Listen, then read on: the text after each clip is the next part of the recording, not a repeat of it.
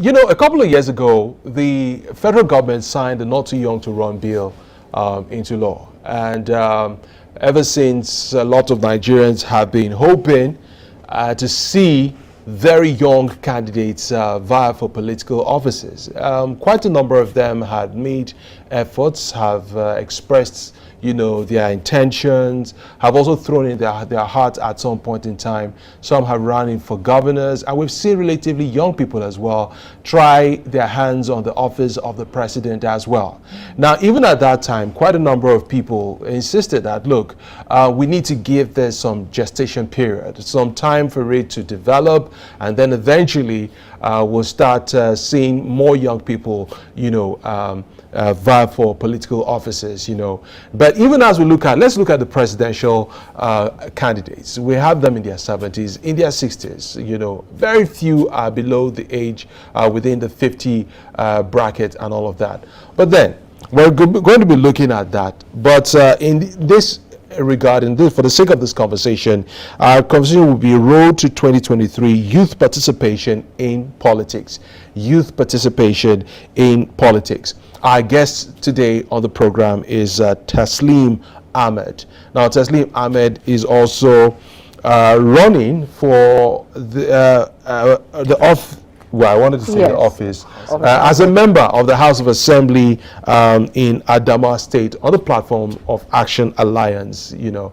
But he's a very young person. Like I told him before we even went into the conversation, I'm feeling like one uncle sitting here, you know, where I want to give, you know, my aburo, when you go to politics, don't do like this, don't do like that. But I'm sure he's politically savvy enough to do this. But I need to ask you this, first of all. When you look at the political landscape, doesn't it bother you that you might just be lost in the crowd? You know, just like, I want to come, I'm just curious from a candidate point of view right now. Don't you feel you're going to be lost in the crowd? Because I was talking to some other gentleman who is running on the platform of one of the big parties, and what he told me was he was going to travel, he had to go and travel to deliver this number of bags of rice and all of that. He was just saying all of this, and I'm like, okay, all right. Now that in my head, I was actually calculating the amount of money he's going to use for all of that. And I'm sure you're going to come across people like that. Okay, so how are you dealing with that in the first instance? Just slight correction. I'm actually running for House of Reps. Okay, not state. Yes. Not state, yeah. Okay. And a lot of people are shocked when they hear that. Oh, yeah. They say, well, you're very young. Well, I guess I've always traveled, let's say, against the current, you know. I started business at the age of 16, first of all. This is my 10th year, basically, in business. I've, in every single time I was starting something, it was always the same thing. Well, you're really way too young. Don't you think you should wait until you're older? And, well, I'm a student of history. And history has shown me that really, I don't think it's ever been a time where it turned on the age of the person. It always turned on the ability of that person and then the willingness of people to sort of follow that person. So to answer your question about getting lost in the crowd, I actually decided consciously to run on a platform that was lesser known. My intention was to run as an independent candidate, which is something the hashtag not too young to run bill also afforded me. I was refused that opportunity by INEC. I don't know if it was due to my own campaign team having issues with registering but the idea being, we want to change the way campaigns are conducted. We don't want to run bags of rice types of campaign. We want to run a campaign based on a clear message, based on an ideology, based on the idea that, based on the idea that we can build a country without necessarily bribing people and spending money for people to come out and vote. If the message is, we are going to do things for you and people actually believe that we are going to achieve those things we say we are going to achieve. The way I intend to do that is my own type of, I call it a CSR focused campaign. Now I found out that in my constituency, people don't even know what the House of Reps means, what the House of Reps member is supposed to do for them. They don't even understand they only vote for the House of Reps because it happens at the same time as the presidential elections. So I decided that my campaign would be focused, instead of spending money on bags of rice and bribing people, it would be spending money on enlightening them about what the House of Reps is supposed to do for them, what all of those leaders that came before me were supposed to have been doing, but haven't been doing, in the same breath, to do a few things for them. But Taslim, you know, in reality, in stark reality, Atinuke, you're in the Senate. You go to the Senate and you see people line up in front of the office of their senators or their House of Rep. Yeah. They're either paying school fees, they're either paying medical bills, they're either giving money for weddings. These things happen. Exactly, and there are some people that are on their payroll. Yeah, I mean, this is reality we're talking about. So how do you even want to start changing that mindset in the first instance? Well, I know it's going to be very difficult. Nothing worth doing is really easy to do. But I have some ideas on how to achieve that. First of all, the major reason why these people go to their senators and their House of Reps is because the government is neglecting a lot of its duties. That is one of the main reasons why they have to actually go to meet those people. So what I want to do, part of the job of a House of Reps is, we are the ones who are supposed to decide what the government budget is. Meaning that we have the ability to actually insert our own constituency projects, something a lot of the House of Reps members neglect to do. By doing so, you can actually provide these people with a means of livelihood instead of handouts, 5,000, 10,000. You teach a man to fish, of course, the saying goes, you know, this is the approach that I want to try to bring into politics. The key word here, of course, being try, because I know, again, this is going to be a very, very difficult thing to achieve. But it's the only way forward. If we don't do it this way, then we are actually going to lose this country one way or the other. I mean, you are aware, of course, that the government is currently having trouble paying its own, paying virtually any kinds of obligations it has. We're still going to start having trouble paying our debts as well. So we actually have to start moving against that, or Nigeria might become a failed state. You know? All right. Talking about constituency projects, we've seen a lot of funny constituency projects. It's either they're buying hand dryers, it's either they're buying sewing machine, or, you know, boreholes, or just the regular. What are you going to do differently that is going to be, you know, at least out of the regular? So my constituency, I happen to understand exactly what they need from sitting down with them and talking to them. My constituency people, mostly they're farmers, right? So what I want to do is I want to try to do 4 things for them in terms of farming. One, I want to provide training for them. That's actually try to bring them to the first world, or at least the second world in terms of how they farm. I'll give you an example. In the Netherlands, you get about 500,000 kilograms of tomatoes per hectare of land. In Nigeria, you get 5,000 kilograms. That's a difference of 100 times. Of course, anybody will tell you that the soil in Nigeria is far better than that of Netherlands. The weather conditions, everything is more favorable. What is the difference? It's just 4 things. It's the equipment, the seeds that they use, the fertilizer, that's how much of it they actually apply, and just basic practices. This is it. This is basically the only difference. And this information is not the holy grail of knowledge. It's just that the government has neglected to put a focused effort on trying to achieve these things. So these are the kind of ways that we want to improve their livelihoods. I want to also try to provide them with greater access to land, to actually try to farm in those ways. Now, it's difficult to meet somebody that has been farming the same way for 50 years and change the way he's been farming in one day. So as a supplement to this, we want to try methods that have been tried in other countries. We want to try to bring experienced farmers, potentially foreign ones, because right now there's food insecurity globally because of the Ukraine-Russia conflict, let's call it, right?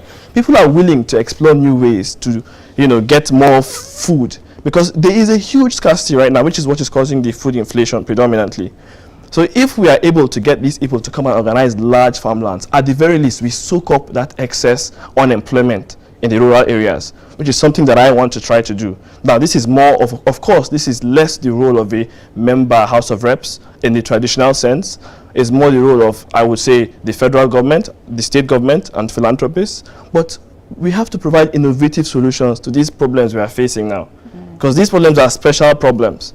So your major focus will just be on agriculture? This is only one thing in terms of my constituency. Of course, water is extremely important, because with water, the major problem of my constituency, they don't have water. So of course, this is something I want to try to provide for them. water is essential for so many reasons, but one of the main things really is for the irrigation, right? Irrigation facilities. That is key because it's going to assist them so much in so many ways. Now, of course, we want to find ways to provide jobs because that is really the crux of the issue, is how do you get them more jobs? Agriculture is one arm of that. It's very difficult for me as a member of House of Reps to do it much more than provide training programs to try to teach them certain types of skills they could go and either get jobs with or try to start their own jobs, try to start their own businesses. My cousins, some of them started sewing and all of that, but they don't have the ability really to develop that market because it's a very small market. So again, it's difficult because before you can convince foreign investors to come into a country and try to provide jobs in a local environment, which is what most countries did to develop. That's all the countries that developed rapidly. I'm talking about Singapore, Hong Kong, Taiwan, basically all of these kinds of places. You need to have a stable currency, which is something we don't have, which is something that people are afraid is going to get worse. You then need to have stable government policy. We don't even have a coherent government policy, let alone a stable one. Then you still need to have security, basic levels of security. Security of the individual, of course, the person who is coming to invest, and the security of his property. Now, none of these things are in the hands of the state government, let alone the hands of the member House of Reps. They are all in the hands of the federal government, except for the currency. All right. Okay, so I need to touch on this. Now, when we talk about youth participation, we're not only looking at those who are vying for offices, we're also looking at those who will go to the polling units to vote, those who may probably be foot soldiers during the campaigns and what have you. And we've seen a bit of that. There's been so much talk about the fact that the youth will take over the nation and all of that, We've heard even some of the presidential candidates talking about this. Do you see that actually happening? Because over the years, we have been on the field when we go out to cover elections, and you see the level of voter apathy. We find out that even with the current statistics put out by INEC, with a low number of elderly people, you still see these same elderly people coming out with all level of enthusiasm to vote, but with young people it's different. Do you see that changing in 2023? Honestly, I've thought about this a lot as well, because it's one of the key things that might assist me to win a campaign. So this is, for me, my own selfish reasons. But then looking at, of course, the general, they say 70% of the new 12 million people that registered to vote are young people. But honestly, I don't see a major increase in young voter participation happening. When I go to the market or I go elsewhere, I see people starting now to participate a lot more. There is definitely going to be an increase in the number of people who participate, a significant increase. But I still think it's going to come more from the elderly people, because I already see them wearing their campaign hats and, hear them talking about these things. I still don't hear any young people, even people my age, talking about the political situation, except as, an afterthought. It's considered, it is still the people above the age of 30.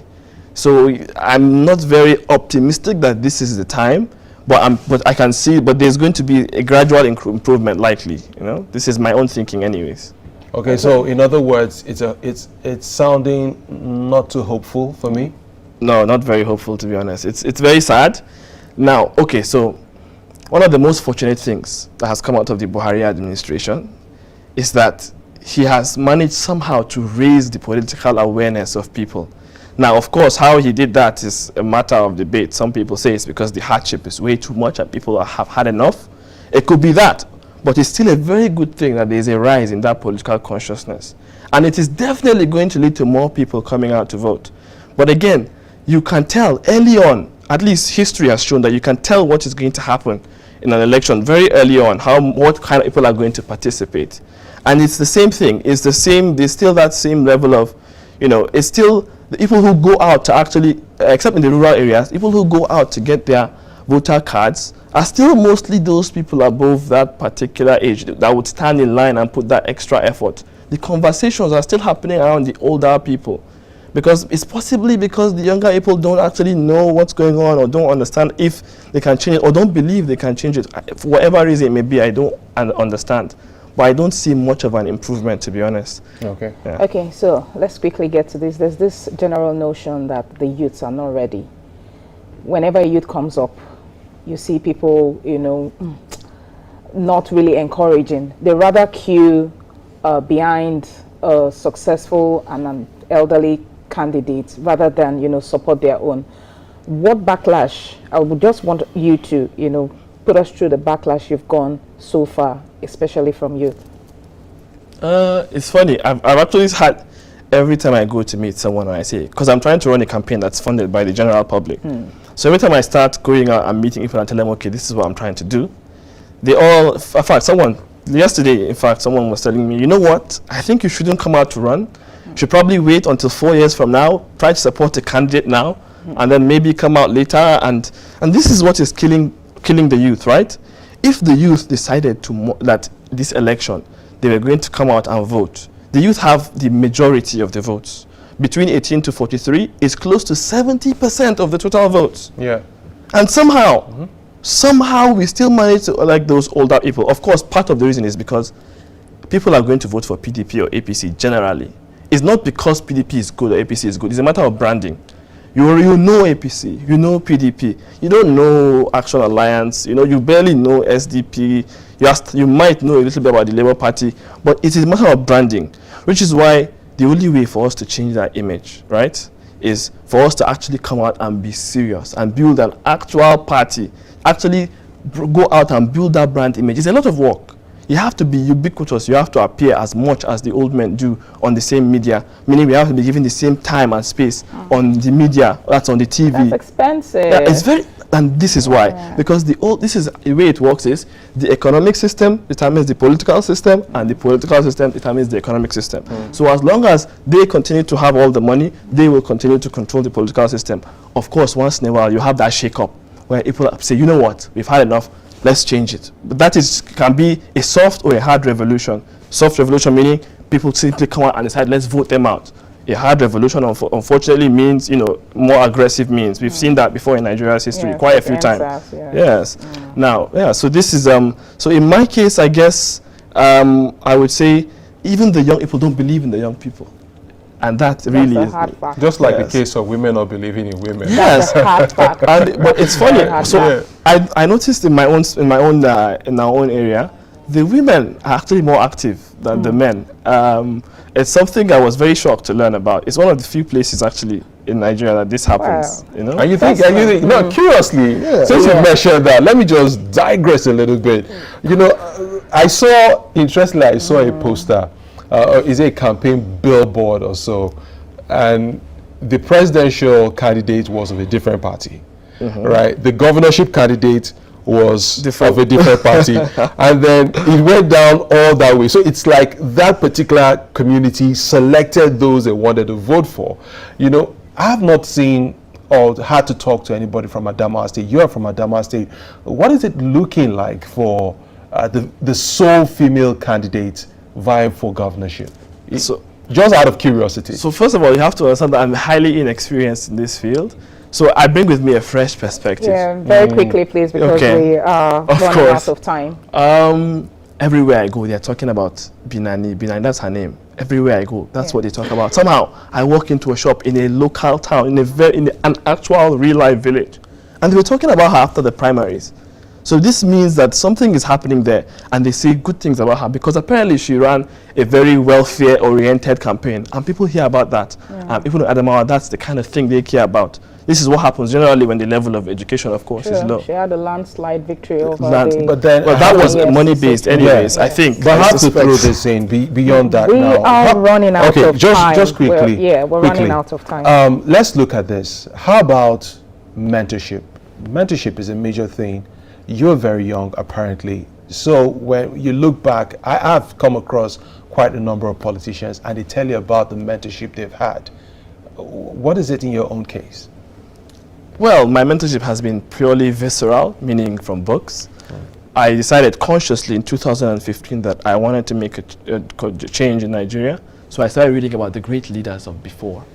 And these are the people who have mentored me. Now, of course, my mentors have not been in the field of politics. Umar Modibo was one of the people who gave me confidence to actually, go into business, and that led me directly in some ways into where I am now. But all of my political mentors, let's call them, have been, you know, have been leaders of old, people like Nehru and Lee Kuan Yew, people like that, going as far back as the 1900s, you know. It's unfortunate that there's not, again, I'm careful to say this, but there's not a lot of people to look at in Nigeria's history or present and say, this is someone I want to become like or emulate, because you emulate people based on their record of success. What is successful about Nigeria to want to emulate? To be honest with you, it's you know, it's shameful. So yeah, I hope that's not a very disappointing answer. No. I mean, it's your thoughts and all that. Okay. All right, thank you so much for coming on the show. Yeah, Hopefully we'll have you some other time. Thank you for having me. Yes. So, ladies and gentlemen, that is more like the size of the show today. And today we've had the privilege of talking about two very interesting angles on politics. First, it was imperatives of issue-based campaigns with Wale Batmos, and we just finished a conversation now with Taslim Ahmed. Taslim, once again, thank you so much for coming through. And like Tinuke has rightly said, we'll be having you back here in the not-too-distant future. And we spoke about Adamawa State House. I mean, he's running for the office of Adamawa State House of Rep. Why am I mixing this up? House of Representatives, yes, from Adamawa State, that is, you know, the platform of Action Alliance. And we looked at the topic, youth participation in politics.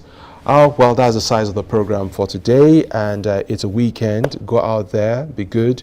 Do not do what I would not do. Atinuke. I commend my reserve on that. Okay. All right.